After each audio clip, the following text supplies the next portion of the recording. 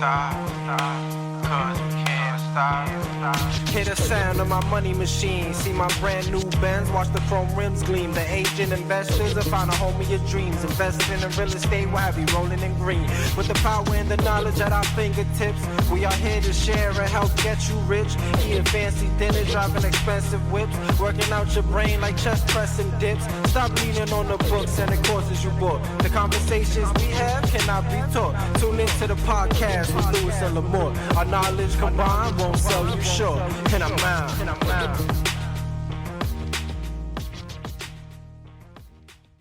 Hey everybody, it's Michael Lamort along with Luis Fernandez. It's the Agent Investor with Luis and Lamort, and this is our second podcast. Thank you so much for joining us. Luis, I really had a good time on the first one. Absolutely. I really enjoyed it. I know I dug into you a little bit there, give you like a full-blown interview. It was good. I got some good information out of you, but I didn't want to say that I really did enjoy it and had a lot of fun with it. So it's my hope that as we move forward with these podcasts and contributing value to people, that we can also have some fun along the way, because I had a really good time.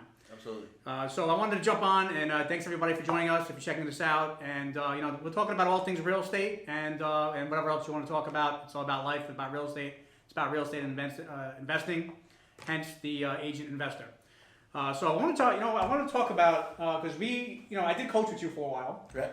And honestly, since even before I was actually technically coaching with you, you always coached me, because indirectly we always had these conversations and lunches and things like that. Sure. So I always got a lot of great value out of this. So I'm really happy to be doing this podcast with you, because I've gotten a lot of value out of your knowledge, and hopefully I've reciprocated a little bit. Absolutely, Mike. And but it's important to maybe start at the bottom sometimes, or maybe at the top. But you have a lot of new agents that are coming into the industry every year. I've always said that it's too easy to become a licensed agent in New York State, like way too easy. But it turns out that like between 80 and 90% of new agents basically fail within the first 5 years of getting into business. Yeah, absolutely. When I took my first class, I think it was 100 of us, and there were 2 left after the first year. After the first year. After the first year. So why do you think people that they get into this business, right? And obviously, I think that people, they hear real estate and automatically they think money. Yeah. And they think there's a lot of money to be made in this business, which you can make a lot of money in the business. But I think sometimes people think it's so easy. Like I'm actually an example of that, right? It's like when I was a full-time driver in a sanitation company before when I got licensed. And my attitude was, you know what? I'm going to stick with my job, I have my security money, and then I'll get my real estate license, and then I'll sell one house a month, and that'll be like my, FU money or put away money or investment money. Yeah. And then lo and behold, I get my license. I think it was like January 2008 or 2009, and I'm hearing crickets for like 3 months. Like what's going on? Like where's my first deal gonna come from? What do I do next? Sure. So I know from my perspective, like going through my lens, it was like really, kind of really had to dig a little bit to figure out what to do. And why is it that you think that there's such a high percentage of people get into business? Well, it's a shiny object, right? And it's funny that I did a podcast maybe 2 weeks ago, and they asked me something similar to this, and I said, people want the magic pill, right? Like, I came to the U.S. when I was 17 years old, and I lived through poverty, and we knew that in order to get paid and to eat, you had to work really hard. Yeah. Like in a third world country, there's no magic pill. Yeah. Right? Like that's also the old school upbringing. Right. Yeah. And you come to the U.S. and people say, oh, I can become a millionaire by the time I'm 21, and then somebody smacks you in the face, and you're like, dude, it just doesn't work like that, right? Yeah. The magic pill. So let me take a pill and let me lose 50 pounds. Exactly. Yeah. It doesn't work too well. I know you took it, but it the pill doesn't work. I can tell you the pill doesn't work. But that's probably why. That's basically it. People are chasing the shiny object. The shiny object is money, and they want to take a magic pill and get there. Yeah, but I get it though. I mean, it's something you see from the outside. You don't know what it actually is until you're in it. Right. And it took me a while to realize, like, what, this ain't gonna be easy. You can't just go out and sell a house a month without doing some legwork. Like, you got to do some digging. Yeah, absolutely. And I came into the business and I was part time. I was so eager to learn. I'd buddy up with this one. I'd buddy up with that one. Tell me this. What happens this? And I'm afraid to say the wrong thing to somebody, because you always want to have the right answers. But at the end of the day, I think it is very important to align yourself with somebody. Absolutely. That you can, like for example, like if you want to do what this guy's doing, then you need to be hanging out with that person. You want, like, the way this guy's doing his marketing, then maybe you want to buddy up with him. Right. But obviously, you know, a lot of things that you said over the years is, you know, focus on your activities. Right.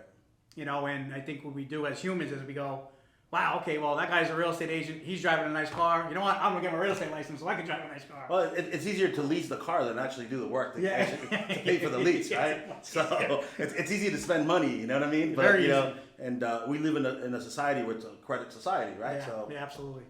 You know, fortunately or unfortunately, right? Yeah, so when you talk about activities, right? I mean, because there's going to be hopefully a lot of new agents or people wanting to get into the business that might be checking us out right now. Sure. You know, and again, I mean, how many years of real estate sales did you have? Real estate sales over 10 years. Prior to that, I did another 10 years in a corporate sales atmosphere. So 20 years of like sales in general, right? Right. So I've been in the business full time since 2012, licensed since 2008. So, you know, at a full time level, I'd say I have 10 years experience. So yeah, roughly 20 solid years of experience sitting right here, right? So there's a lot for somebody to grab onto here and say, you know what, let me take a piece of this, let me take a piece of that, Well, let me try and apply it's it. funny that you talk about that. You know, my first job was I was 17 and I was undocumented, right? I don't know if I told you, and I couldn't. Are you still undocumented? I don't know. You have a license? I might be I might be very soon, but Hope you're not offended, but we're surrounded by 4 walls. Are you offended right now? It's all good. It's all good. I don't get offended. I don't get offended. So my first job, I had to take was I was fooled into sales, and I was one of the guys that you see door to door selling flashlights. Oh. So at 17, I was selling flashlights on Roosevelt Avenue, Northern Boulevard, in Queens, where there was a lot of traffic, Fordham Road, and I was the guy that was selling flashlights door to door and saying, "Listen, This is the best light? Yeah, it's a flashlight, $10 flashlight. I would buy it for $5, would sell it for $10, and make $6. But I had to sell a lot of them, right? And I went to Some Wolf of Wall Street stuff listen, happening there, right? Like, sell me this pen. You're like, sell me this flashlight. Listen, it was flashing, and I could sell it, and And what was your pitch? What was your flashlight No, pitch? it was just a regular. Sell me a flashlight. Listen, it was just. You want to buy? You want to buy? You want to buy? And somebody will buy it. That's what he said. Yeah, I buy. yeah, $10. I wish it was that easy in the house. No, only $10. Hey, you want to buy? You want to buy? You want to buy a house? Sure, why not? At the right price, I will. Okay. Right. So it taught me a lot, right? It taught me that repetition is the key, right? And Repetition and consistency. Consistent, right? Basically. Like the first day it was 80 of us. 3 of us came back to the Wait, office. 80 people selling flashlights. Yeah. Was it a blackout? They were you buy closeouts and then we'll sell them, right? So that was their gig, right? And 80 people went out on the street. 3 people came back. I was one of them. At 17, I was making $400 a day. That's not bad. Not bad to selling flashlights, right? Yeah. With a limited pitch and with nothing really to say, I just I early on realized that fear stops us. Have you ever thought about going back to the flashlights? No, I'm just kidding. Maybe I'll make them. I'm just Maybe I'll kidding. make them. But the key to it is that you got into the sales there, and you realized that by doing something over and over, hence the activity, right? Right. And not focusing on actually making the money. Yeah, absolutely. Was it that early in your life that you realized that? How soon did you realize that? No, I didn't realize what I was doing in the beginning. I was just doing it because I needed to make money, Right. and I had no other option Right. to make money, right? And then later on, I realized that what I did was my foundation to sales or the business world, right? It's almost like one of those scenarios where your parents tell you something as a kid, and you're like, yeah, and all of a sudden, 15 years later, you're like, oh, yeah, now it makes sense. Yeah, I mean, It's listen, one of those things. I sold flashlights, so selling real estate was kind of cake. You know what I mean? Yeah. So what are the activities, like if you're a new agent right now, right, and you're checking us out, and you're like, hey, I want to get to real estate, and they stumble across our podcast, what advice are we giving to some of those new agents so that they don't become between the 80 and 90% that get out of the business so fast? The first thing you got to do is really focus on the activities that you're going to do to generate money, and continue to do activities and track your numbers, right? So whatever those activities are, obviously if you really want to make it, you got to call, you got to knock on doors, you got to do whatever it takes to generate leads. But some people are not willing to do that, right? I always say majority of people, and I think you would agree with that. Yeah, 99% of the people are afraid of the phone, and it's funny because the other person on the other side of the phone doesn't even see you, and they're Yeah. not going to remember you Yeah. when you call. I called somebody, and then they hang up on me. I call them 2 minutes later. They don't even know it's me, and I'm still harassing them. Right? So, That's a fun call. no, That's a fun job. it is. I mean, it's a mindset, right? And what I always tell people, I've talked about this, is never say no for others, right? So you never say no for somebody else that you're going to call because they might need your service. You're just saying no, before you even do the activity. So you're psyching yourself out, basically. Yeah, you know. I mean, I remember when I first became full time, and I was like, all right, this is what I'm going to try out. I left a very good paying job, and I was probably making $100,000 salary, you know, managing a sanitation company at the time, and I was just so sick of my life, you know, and everything, and the ceiling, that financial ceiling that I had. I was working, and not exceeding. So I was like, you know, I'm going to jump into real estate and give it a shot. And I remember the first time I was like going to start making cold calls. And I really didn't have any experience or any guidance making calls, but I remember just dialing. I picked it up. Before even somebody picked it up, I put it right back down. I started like staring at the phone. I was like, oh, this is so awkward. Well, I'll tell you a funny story. My first cold call, I got into real estate, and my first cold call, I couldn't do it. I tried to do it for 45 minutes. I couldn't really do it. Pick up the phone, hang up the phone, somebody pick up, hang up the phone. I drank 6 Heinekens, and then I started calling people like no big deal, right? And then the next day I realized, like, listen, it's me that's stopping me. Alcohol just allowed me to do it. So I was like, never again, right? I mean, I still drink Heinekens, but not during when I'm cold calling. It's good for you. But it didn't, I realized that my inhibitions were stopping me, right? And it made a big difference, And So it's really comes out to fear.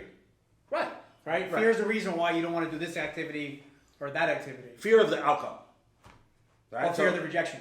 Right? They're gonna hang up. They're gonna say, "Don't bother me." Oh, I'm not interested. But at the end of the day, what's the worst that comes out of it? I mean, that's what I've learned over the years. It's like I've done my share of what we call cold calling, and I got in the go after yourself. I'm not interested. Lose my number. But I did notice that out of every call I made, for every 10 no's or 20 no's, there was a yes or a nice, pleasant person with a nice conversation. Absolutely. And I do. It's just a numbers game.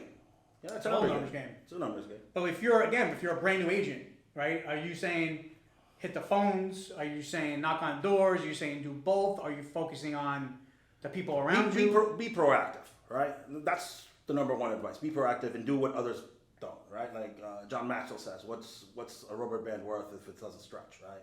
if you don't stretch, then you don't grow, right? So if you want to do what everybody else does, take uptime. I don't know if they do that anymore. Uptime calls, whatever. That doesn't really work, right? Like you got to be proactive, not reactive. Well, right? for clarity, uptime is when like you'd be at a brokerage, and you would designate 3 hours of your time, like from 9 to 12, you'd just hang out in the bullpen, and if any leads came through the office, if any leads came through the office, you would get the lead. Right. Right. That's uptime. Right. So I actually never did uptime. Me either. Never did it.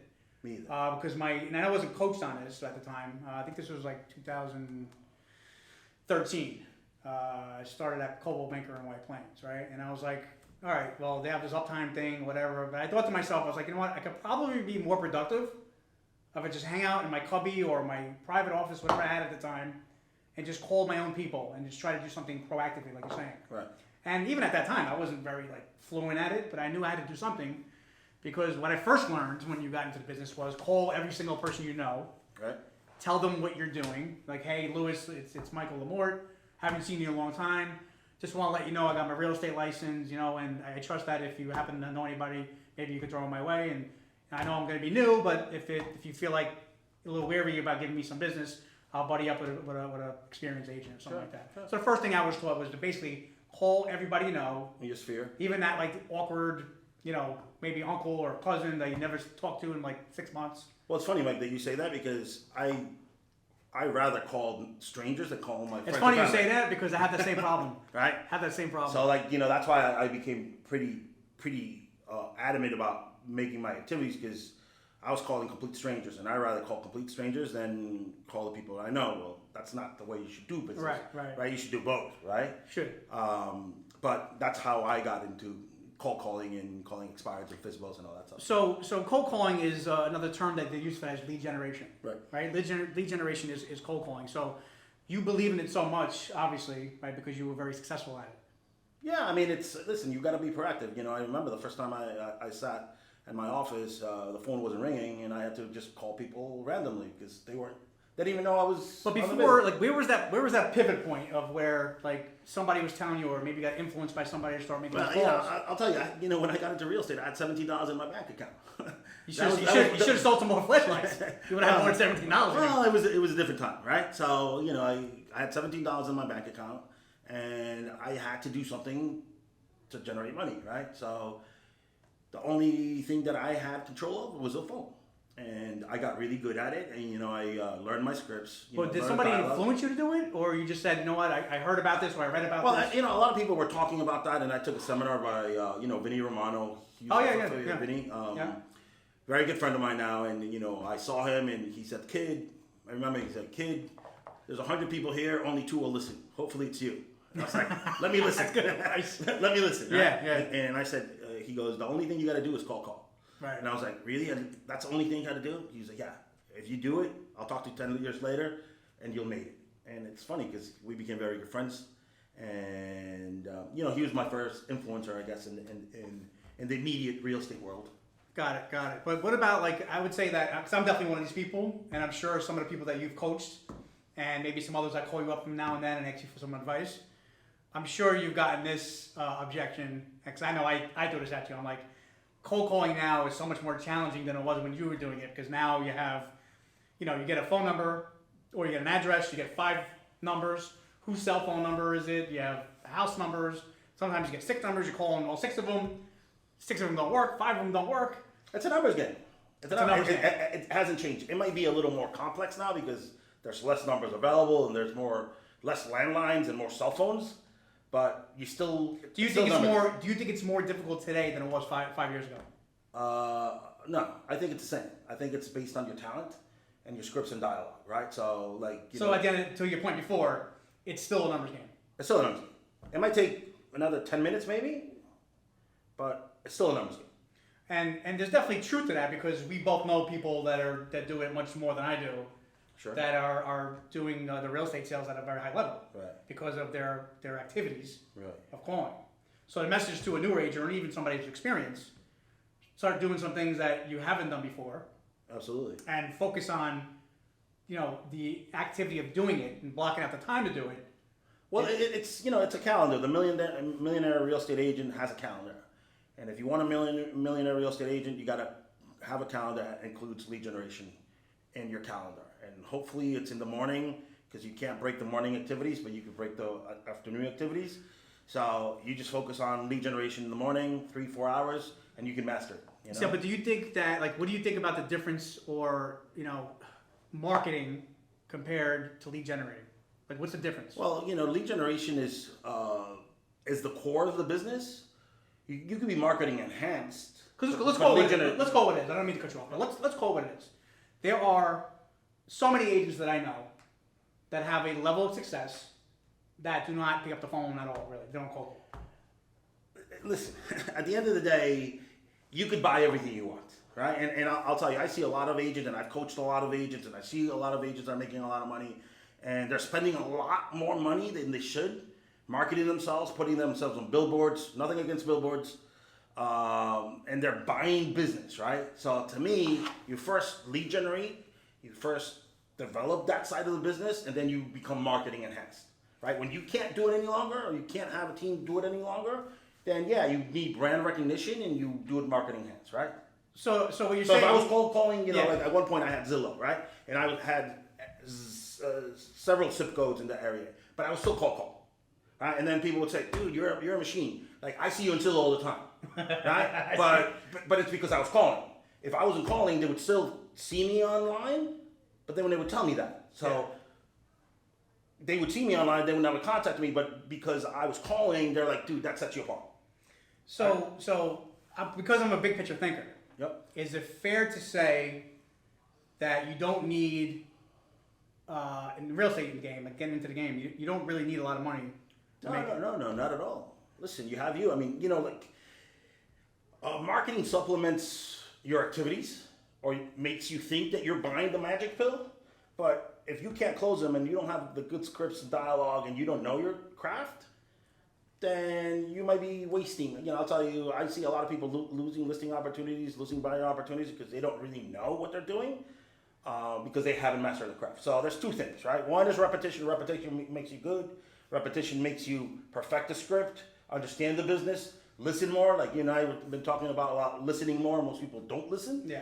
And sometimes I you have don't a hard listen. time listening. I know. I Sometimes you can't- don't I can't listen. shut up. Yeah, because I talk can't stop talking. and you say about the You stop flashlights. talking, you always say that. And maybe the flashlights, right? Maybe you'll say flashlights. Well, whatever, right? But that's what I'm saying, though, right? Like in the thought process tricks you really quick. I mean, you could lose a conversation, but just by saying an extra thing. Yeah. And sometimes it's better to shut Actually, I up. think I did that today. I'm sure. I did. I definitely did. Sometimes it's better to shut up. Yeah, I was saying something. I'm Saying not something. going to repeat it on camera. But Right. I said something. I was like, I wish I could say that.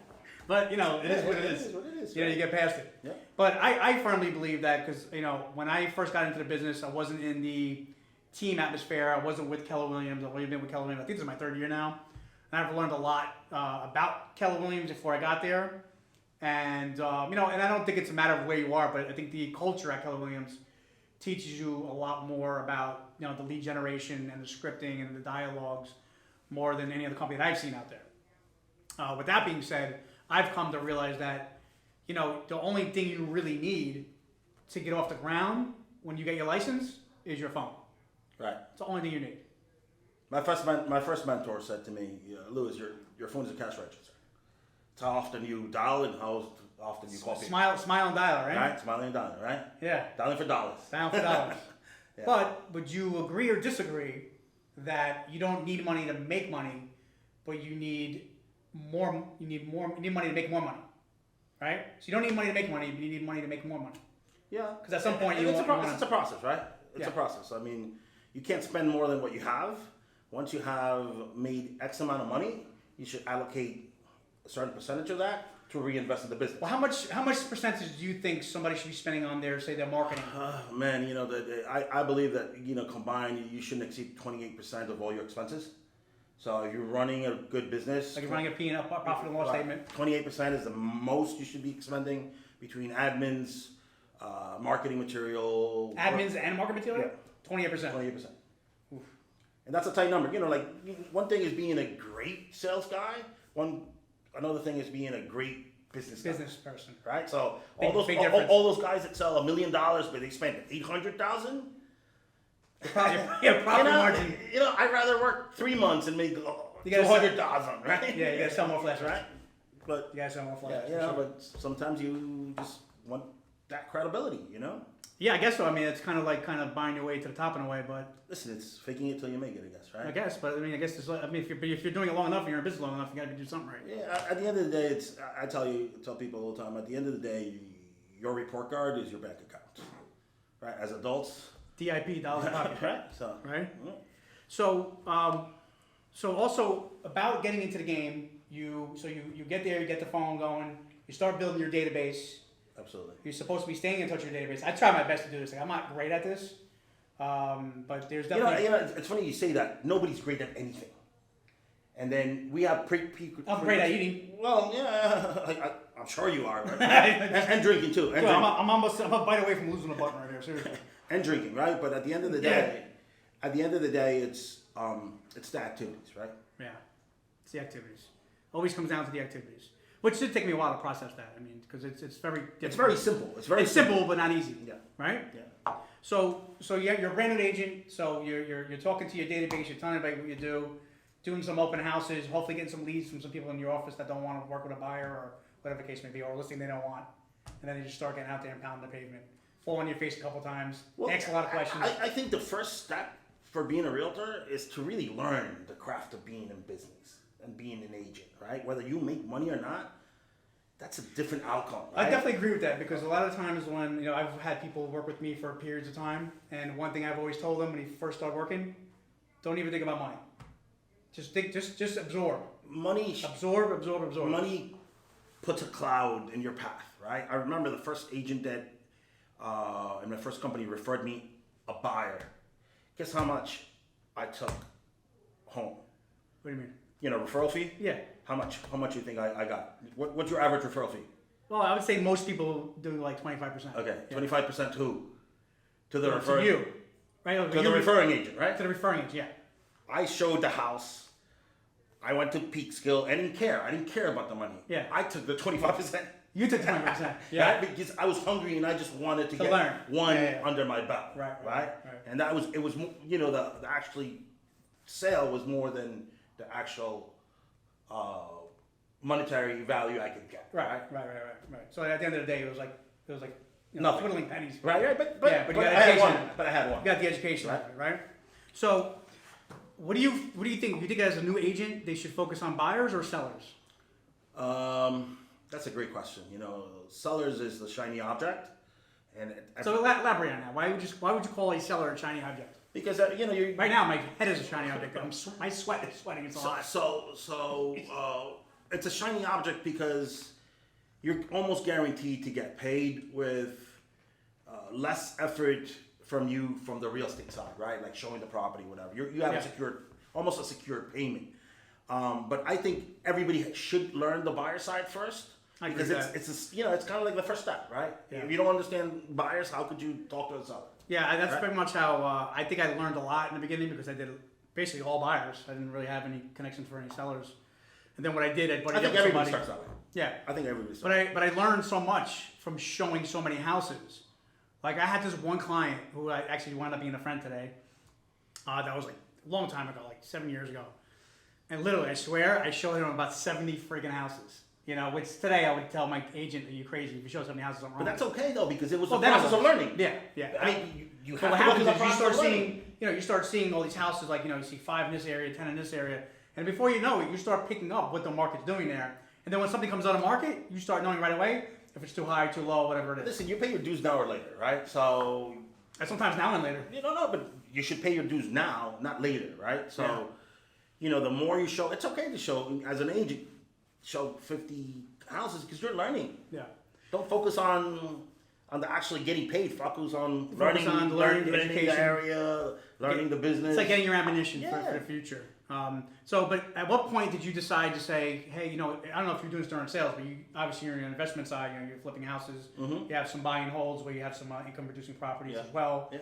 Was that something you were focused on when you got into sales? Or was that like, No, I always knew that real estate would be a vehicle for me to achieve a quality of life. yeah. But I couldn't see it immediately. I mean, when you have no path, your path is cloudy, right? So you can't really see. And as you develop and you become better and Yeah. better and better and better at your craft, then you start seeing opportunities that other people Right. don't. And that's what I did, right? At the end, the light at the end of the tunnel was really big, and I had several options to do, right? Coach people, invest. I have a restaurant. Like I have multiple businesses and looking to acquire more. Right. Right? Different industries, right? Yeah. Because I understand that it's all sales related and it's all activity related. So it goes back to the activities, So I want to thanks again for checking us out. It's Louis and Lamort. He's Louis and I'm Lamort. This is the Agent Investor, and we'll see you on our next show. Thank you so much for checking us out. We won't stop, cause we can't stop. Hear the sound of my money machine. See my brand new Benz. Watch the chrome rims gleam. The agent investors will find a home of your dreams. Investing in real estate will have you rolling in green. With the power and the knowledge at our fingertips, we are here to share and help get you rich. Eating fancy dinners, driving expensive whips, working out your brain like chest pressing dips. Stop leaning on the books and the courses you bought. The conversations we have cannot be taught. Tune into the podcast with Louis and Lamort. Our knowledge combined won't sell you short. And I'm out.